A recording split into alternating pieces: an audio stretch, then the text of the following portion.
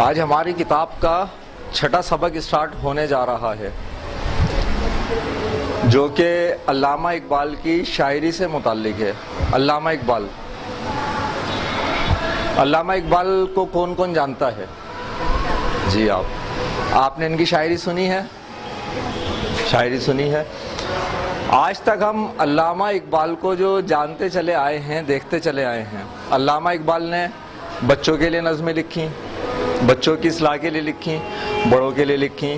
انہیں ہم ایک فلسفی کی حیثیت سے یا ایسے شاعر کی حیثیت سے جانتے چلے آئے ہیں جو کہ اپنی شاعری کے اندر قوم کا درد رکھتے ہیں اور شاعری کے اندر ان کے فلسفہ موجود ہے۔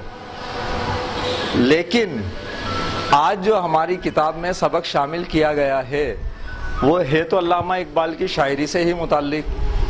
دوسرا، اس کے اندر بھی قوم کا درد آپ کو ملے گا، لیکن اس کا جو انداز ہے وہ علامہ اقبال کے عام انداز سے، یا جو علامہ اقبال کے بارے میں ہماری سوچ ہے، جب بھی ہم اقبال کا تصور اپنے ذہن میں لاتے ہیں تو ہمارے ذہن میں کیا پکچر آتی ہے؟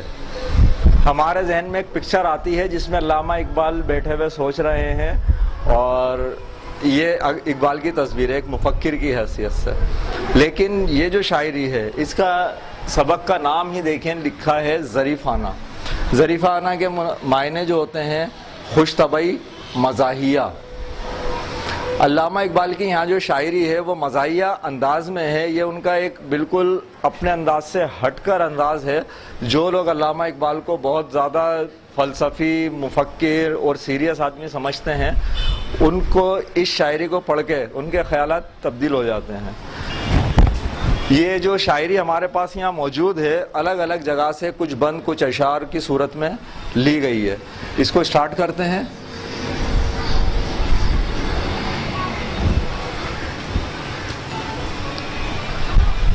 سب سے پہلے شاعری کے مقاصد جو یہاں پر شامل کیے گئے ہیں کیا ہیں؟ آپ دیکھیں الٹے ہاتھ پہ پہلا مقصد جو لکھا ہوا ہے، علامہ اقبال کی شاعری کے مزاحیہ حصے سے روشناس ہو سکیں۔ وہی بات کہ علامہ اقبال کی سیریس اور فلسفیانہ شاعری تو ہم لوگ سنتے چلے آئے ہیں، لیکن اس میں کیا ہے، ہمارے پاس مزاحیہ شاعری موجود ہے۔ نمبر 2، لطیف پیرائے اور طنزیہ مصروں کا ادراک حاصل کریں اور لطف اندوز ہو سکیں۔ یہاں پر لفظ آئے ہیں آپ کے پاس نئے، لطیف پیرائے میں۔ لطیف لفظ جو ہوتا ہے نرم کے لیے، نرم و ملائم کے لیے ہوتا ہے۔ لطیفہ بھی اسی سے نکلا ہے، جس سے مراد ہوتی ہے کوئی نرم یا خوشگوار بات، وہیں یہ لطیف سے نکلا ہے۔ اور پیرائے کا مقصد لطیف، یہ جو طرز اسلوب ہے بیان کرنے کا جو طریقہ ہے وہ یہ جو ان کا مزاحیہ ٹائپ ہے اس اسلوب سے بھی واقف ہو سکیں، ادراک حاصل کر سکیں، اس کے بارے میں جان سکیں۔ ادراک معنی جاننا، ٹھیک ہے۔ تیسرا جو یہاں پر مقصد ہے اس سبق کو شامل کرنے کا، تذکیر و تانیث اور واحد جمع کی غلطیوں کی نشاندہی اور اصلاح سیکھ سکیں۔ تذکیر اور تانیث،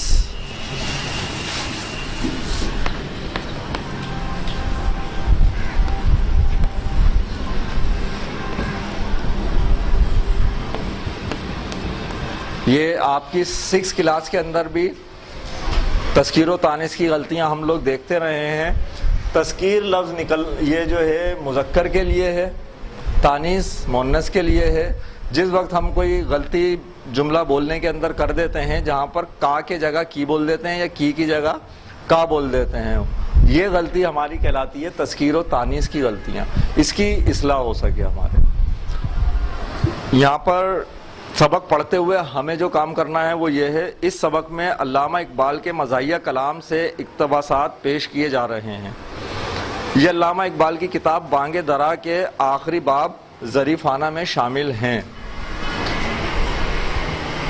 اپنی پسند سے ان پر نمبر لگائیے، یعنی جو اقتباس آپ کو سب سے زیادہ پسند آئے اس پر 1 نمبر، اس سے کم پر 2 نمبر، اور اسی طرح 3، 4، 5 تک 5 اقتباس شامل کیے گئے ہیں۔ اقتباس سے جو مراد ہوتی ہے یہ ہوتی ہے کہیں پر یہ کتاب نظم موجود ہے، وہاں سے آپ نے اس کا کچھ حصہ اٹھایا اور یہاں پر دے دیا، اسے کہتے ہیں اقتباس پیش کرنا۔ اس میں سے نمبرنگ کے لیے انہوں نے، آپ دیکھیں باکس چھوڑ دیا ہے, نمبر نہیں ڈالے ہیں اس پہ. کیوں نہیں ڈالے؟ کسی بچے کو کوئی سا شعر پسند آتا ہے, کسی کو کوئی سا, جس کو جو شعر سب سے زیادہ پسند آئے اس پہ 1, جو اس سے کم پسند آئے اس پہ 2, پھر اسی طریقے سے 3, 4, 5, اور جو سب سے آخر میں جسے آپ نمبر دینا چاہیں اپنے پاس لکھ لیجیے گا, پینسل اپنے پاس رکھ لیں. پہلا اقتباس پیش کیا جا رہا ہے یہاں. پہلا اقتباس ہے: تہذیب کے مریض کو گولی سے فائدہ, تہذیب کے مریض کو گولی سے فائدہ, دفع مرض کے واسطے پل پیش کیجیے. تھے وہ بھی دن کے خدمت استاد کے عوض, تھے وہ بھی دن کے خدمت استاد کے عوض, دل چاہتا تھا ہدیہ دل پیش کیجیے.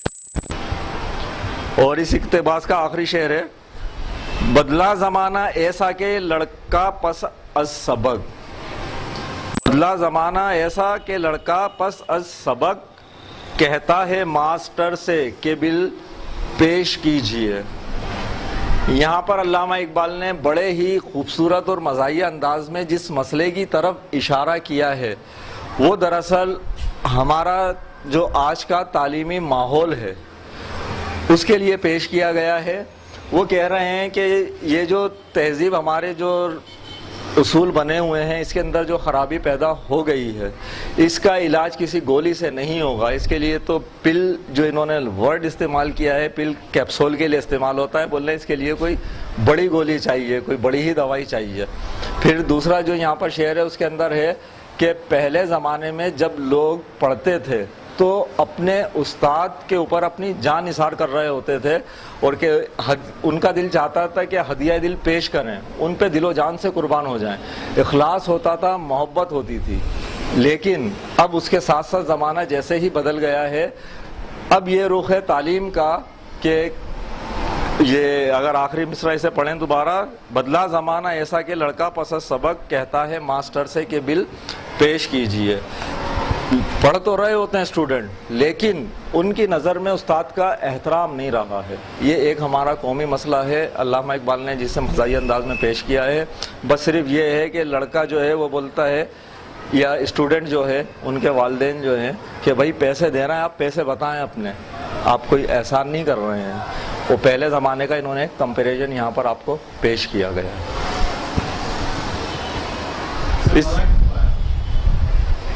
اس کے اندر جو مزاحیہ انداز ہے کس کس کو پسند آیا ہے اور سمجھ آیا ہے؟ تابش پسند, ابھی آپ باقی کے درمیان فیصلہ کریں گے. ٹھیک ہے, سمجھ کے آیا ہے؟ زمانہ ایسا بدل گیا کہ پرانے زمانے میں جو لوگ ہوتے تھے وہ اپنے استاد کی جان نثار کر دیتے تھے اور جو ہے استاد کی عزت کرتے تھے, اور اب ایسے ہے کہ ہم بس پیسے دے رہے ہیں, آپ پڑھائیے گا, کوئی احسان نہیں کر رہا. جی ہاں, ایسا سمجھ لیا استاد کو جیسے کہ ملازم. یہ ایک معاشرتی مسئلہ ہے جس کی طرف علامہ اقبال نے بہت مزاحیہ انداز میں, ظریفانہ انداز میں اشارہ کیا ہے. ہمارا طنز بھی ہے اس کے اندر ان لوگوں کے اوپر جو کہ استاد کو ایک ملازم سمجھ بیٹھے ہیں. دوسرا شعر ہے یہاں: انتہا بھی اس کی ہے آخر خریدیں کب تلک, انتہا بھی اس کی ہے آخر خریدیں کب تلک, چھتریاں رومال مفلر پیرہن جاپان سے.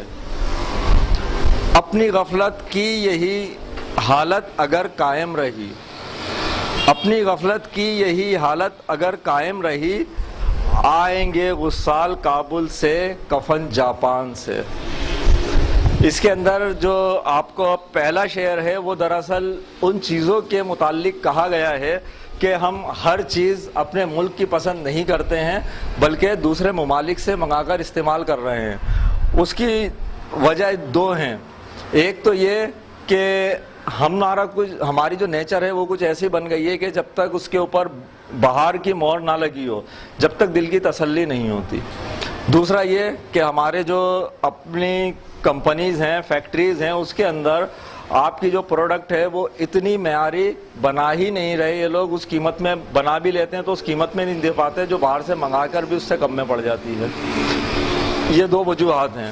آخر میں جو علامہ اقبال نے اس کے اوپر طنز کیا ہے وہ یہ ہے کہ اگر ہم لوگ ایسے ہی دوسرے لوگوں سے ممالک سے چیزیں منگا کر استعمال کرتے رہے، حالانکہ ہم دیکھ رہے ہیں ہمیں اپنا پیسہ دوسری جگہ دے کر، دوسرے کنٹریز کو دے کر اور چیز منگانی پڑ رہی ہے، پھر بھی ہماری آنکھیں نہیں کھل رہی، بلکہ دن بہ دن یہ ڈیمانڈ باہر کی بڑھتی ہی چلی جا رہی ہے۔ اگر ہمارا پیسہ ایسے ہی جاتا رہا تو ہماری حالت ایک دن اب یہ ہوگی کہ ہمیں اپنے پاس نہ، اگر کسی کا جب انتقال ہوگا تو نہلانے والا بھی نہیں ملے گا اور کفن بھی نہیں ملے گا، بلکہ یہ بھی ہم کیا انتظار کریں گے کہ کابل سے منگوا لیں اور جاپان سے منگوا لیں۔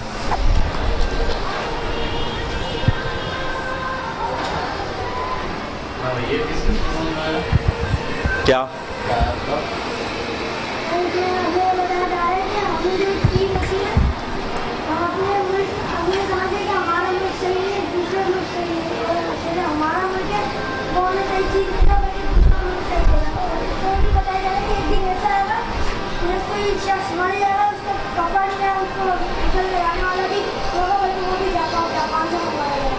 ویری گڈ، شاباش۔ تیسرا اقتباس ہے یہاں پر، تیسرا اقتباس کے اندر انہوں نے جو ہمیں منظر پیش کیا ہے، دیکھتے ہیں اس کو۔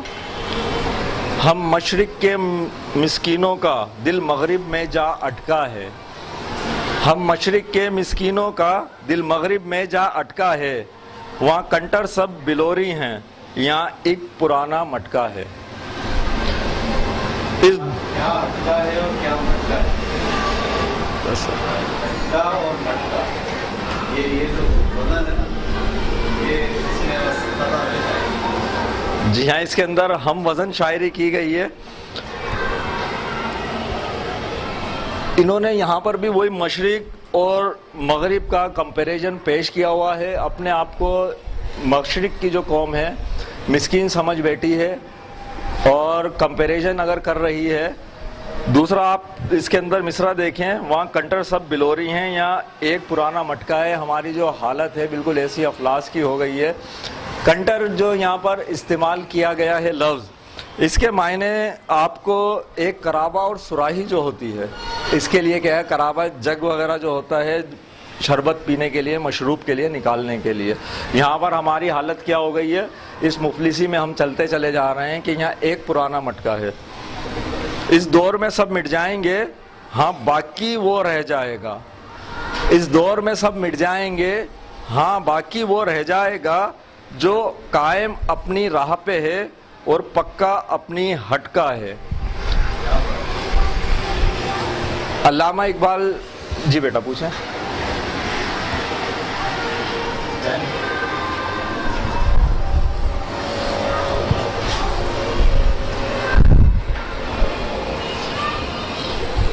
اے شیخ و برہمن سنتے ہو کیا اہل بصیرت کہتے ہیں، اے شیخ و برہمن سنتے ہو کیا اہل بصیرت کہتے ہیں، گردوں نے کتنی بلندی سے ان قوموں کو دے پٹکا ہے۔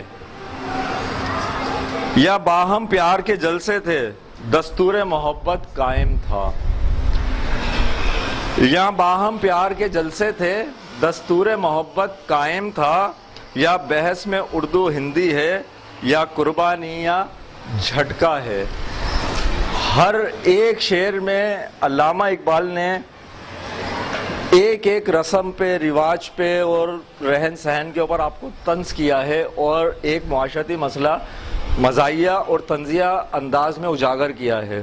اس میں آپ دیکھیں یہ جو لکھا ہوا ہے کہ اس دور میں سب مٹ جائیں گے، ہاں باقی وہ رہ جائے گا، جو قائم اپنی راہ پہ ہے اور پکا اپنی ہٹکا ہے۔ جس وقت ہماری قوم افراتفری میں مبتلا ہوئی بھی تھی اور ہندو مسلم فسادات بھی تھے وہاں پر، سکھ بھی تھے اور اس کے ساتھ ساتھ برٹش حکومت بھی وہاں موجود تھی، علامہ اقبال نے کہا ہے جو شخص، جو لوگ اپنے رسم و رواج، اپنی اقدار، اپنے مذہب کے اوپر بالکل صحیح طریقے سے ڈٹ جائیں گے، صرف وہی لوگ باقی رہ جائیں گے، باقی سب فنا ہو جائے گا۔ جو لوگ بھی اگر اپنے رسم و رواج سے، اپنی روایات سے ہٹ کر ब्रिटिश या अंग्रेज हुकूमत को फॉलो कर रहे हैं, उनके रस्म व रिवाज अपना रहे हैं, तो एक दिन क्या होना है कि हम अपनी शनाख्त खो बैठेंगे। इससे जो अगला शेर है इसके अंदर लिखा हुआ है, ए शेख व ब्राह्मण सुनते हो क्या अहले बसीरत कहते हैं, गर्दों ने कितनी बुलंदी से इन कौमों को दे पटका है। यहाँ पर शेख और ब्राह्मण जो लफ्ज़ इस्तेमाल किए गए हैं,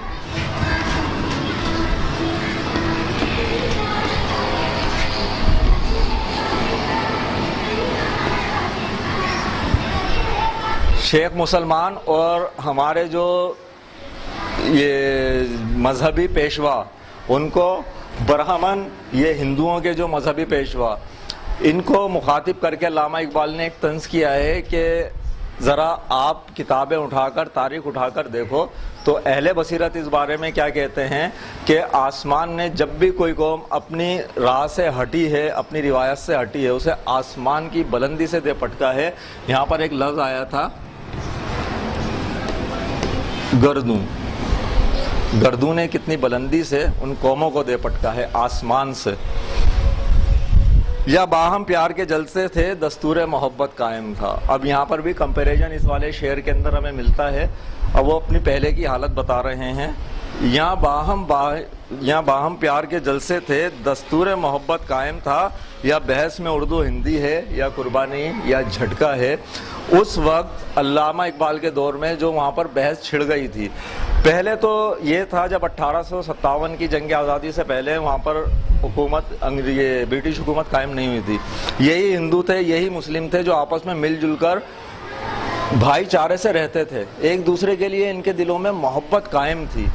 लेकिन अब क्या हो गया है, अब ये आपस में ऐसी अफरा तफरी पड़ गई है, आपस में ऐसे फसादात हो रहे हैं इन लोगों में कि कोई बोलता है कि हमारी जो कौमी ज़बान है उर्दू होना चाहिए, दफ्तरी ज़बान उर्दू होना चाहिए, कोई कह रहा है हमारी दफ्तरी ज़बान हिंदी होना चाहिए। फिर यहाँ पर आया है या कुर्बानी या झटका है।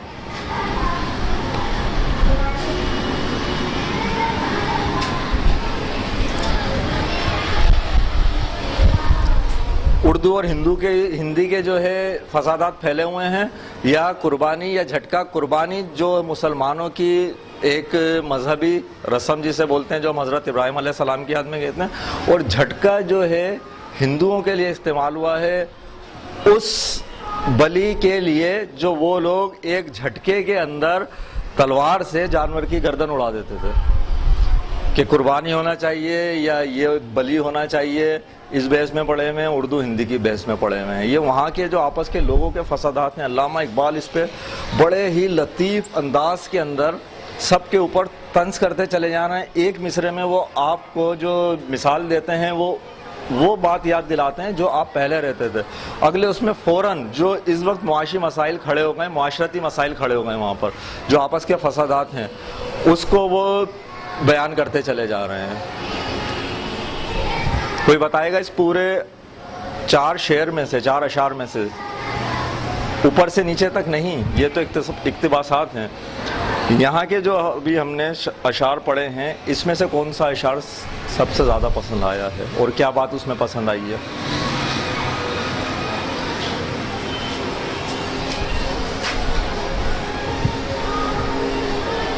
जी, पहला वाला, इसकी रीज़न, वजह?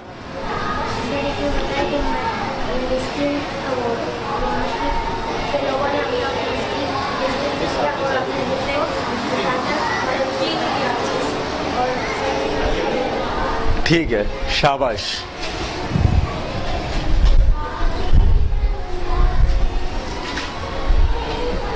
पेज पलट लें। यहाँ पर एक अगला इक्तिबास पेश किया गया है। उठाकर फेंक दो बाहर गली में, उठाकर फेंक दो बाहर गली में, नई तहजीब के अंडे हैं गंदे। इलेक्शन मिंबरी कौंसल सदारत, इलेक्शन मिंबरी कौंसल सदारत, बनाए खूब आज़ादी ने फंदे। मियाँ नज्जार भी छीले गए साथ, मियाँ नज्जार भी छीले गए साथ, निहायत तेज हैं यूरोप के रंदे।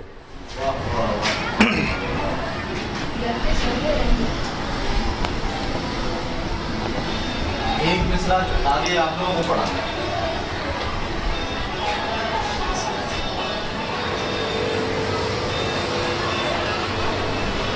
ये यहाँ पर भी अल्लामा इकबाल एक बिल्कुल अलग पैराए में, लतीफ़ पैराए में, मज़ाहिया अंदाज में ज़रीफ़ाना जो हम यहाँ पर हम स्टडी कर रहे हैं उसमें पेश करते हुए नज़र आ रहे हैं, जिसमें उन्होंने नई नस्ल की जानिब इशारा किया है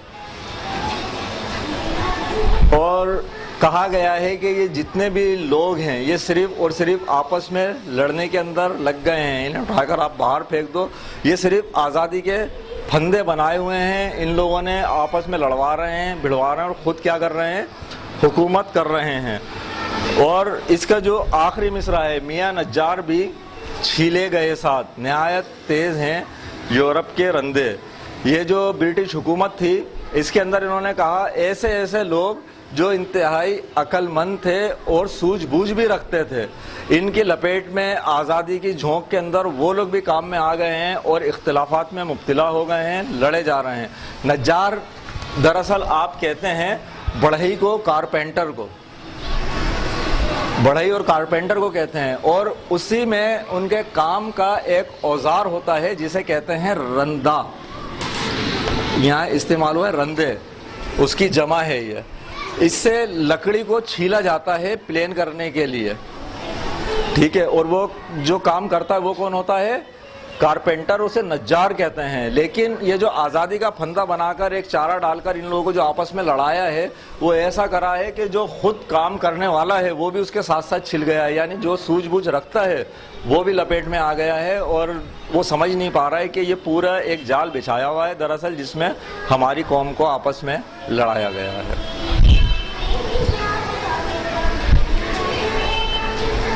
इस पूरे ये जो अभी हमने पढ़ा है ये वाला, इस यूरोप के रंदे, इसका कोई आगे कोई मिसरा, चंदे होना चाहिए, चंदे होना चाहिए। इसमें से कोई मिसरा इसके साथ जोड़ सकता है कोई जो कि हम वजन हो? अपने अपने घर बना लेते हैं लोगों से लेकर चंदे, अपने घर बना लेते हैं लोगों से लेकर चंदे।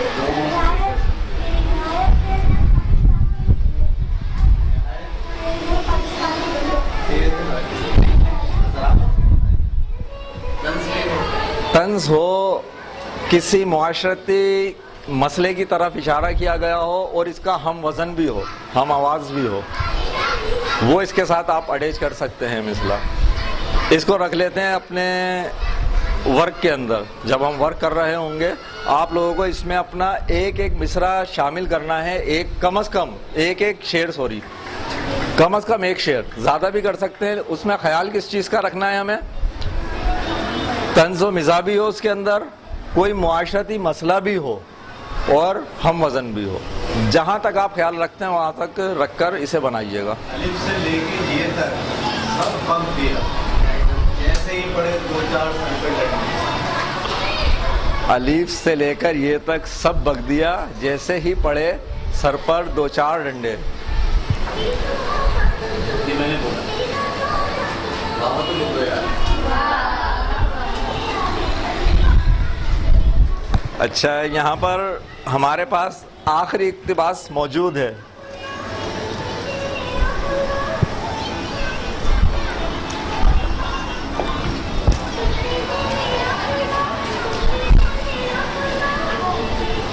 ये जो अभी एक शेर बोला था ताबिश ने, वो कहीं जाकर इस आखिरी वाली में फिट हो जाएगा बड़े आराम से, बड़े मज़े से।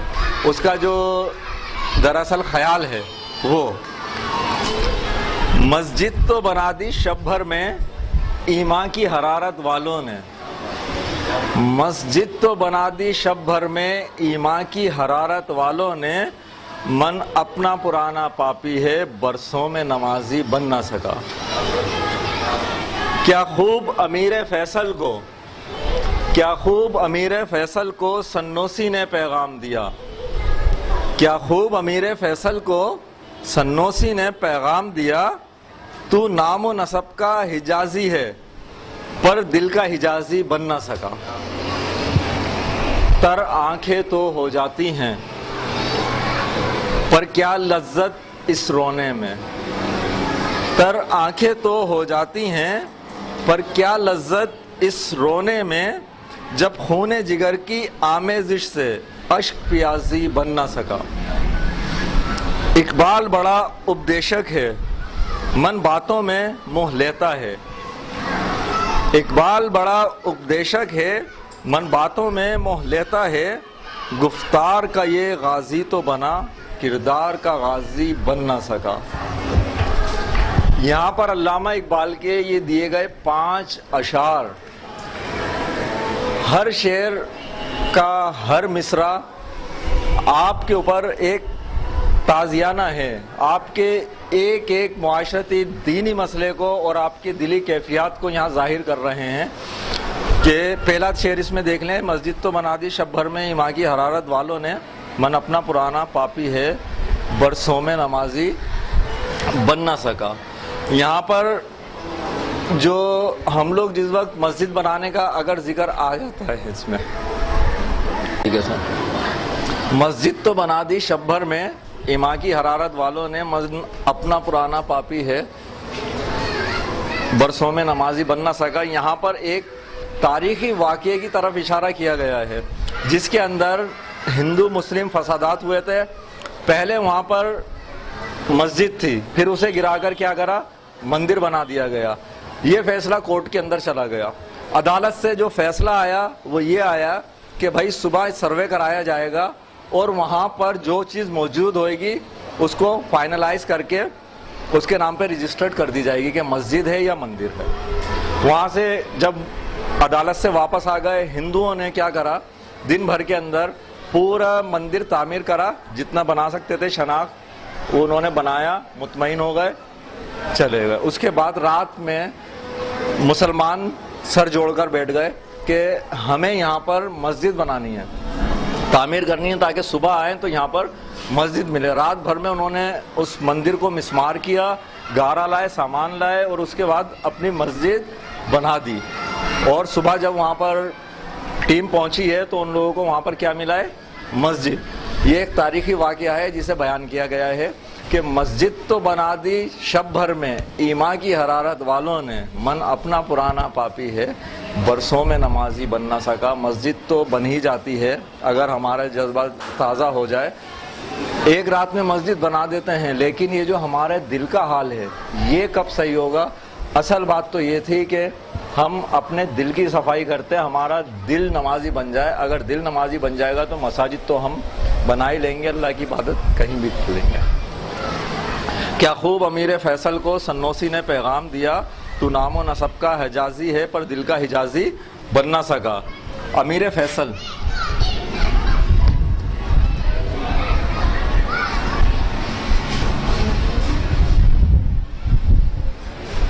امیر اس وقت جو پرانا سسٹم تھا, بادشاہ کے سامنے جس وقت مقدمات پیش کیے جاتے تھے اس کو کہتے تھے. اور جو فیصل ہے تصفیہ کرنے والا, فیصلہ کرنے والا, 2 لوگوں کے درمیان کوئی جھگڑا آ جائے, کوئی فساد ہو جائے, کوئی مسئلہ پیش ہو.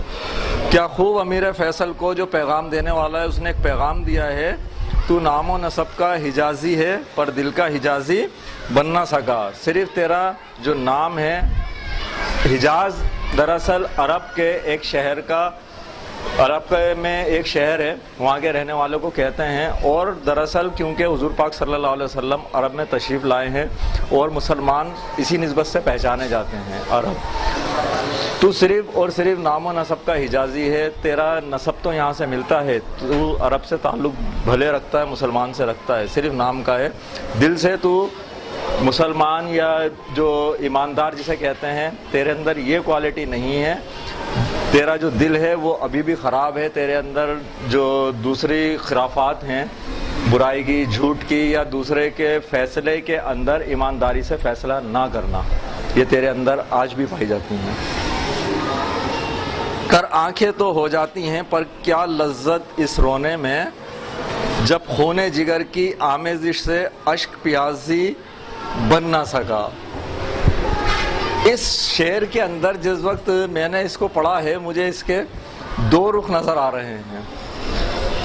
سب سے پہلے اس کے اندر اگر جو اللہ تعالیٰ کی راہ کے اندر بیٹھے ہیں اور رو رہے ہیں, آنسو بہاتے ہیں دکھاوے کے, بہت دکھاوا کر رہے ہیں, ایسا لگ رہا ہے بہت رو رو کے اللہ تعالیٰ سے معافیاں بھی مانگ رہے ہیں سب کچھ, لیکن جیسے ہی وہاں سے اٹھتے ہیں اور آ کر ان کے اعمال جب ہم دیکھتے ہیں تو اس کے اعمال پھر وہی ہوتے ہیں. اس کا مقصد صرف اور صرف اللہ تعالیٰ کے سامنے دکھاوا کر رہے ہیں.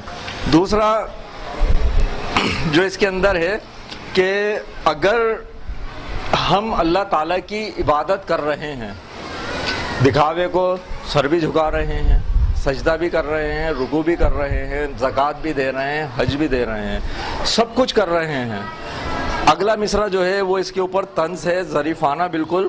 جب خون جگر کی آمیزش سے اشک پیازی بن نہ سکا, تیرے آنکھوں سے اشک نکلنا ہے, عمل تو تیرا دکھ رہا ہے, دل کا تیرا عمل اس کے اندر شامل ہی نہیں ہے. جو آنسو تو اللہ تعالیٰ کی راہ میں دوسروں کو دکھانے کے لیے بہا رہا ہے, تیرے اندر سے اگر آواز آتی اور تیرے یہ آنسو نکلتا, یا تو جو یہ سجدہ جس وقت کر رہا ہے یہ دل سے تو اللہ تعالیٰ کی اطاعت اگر قبول کرتا, جب تو تیرا یہ عمل قابل قبول تھا, لیکن اس کا کوئی فائدہ نہیں ہے جس کے اندر تیرے دل کے اندر کے جذبات ہی موجود نہیں ہیں.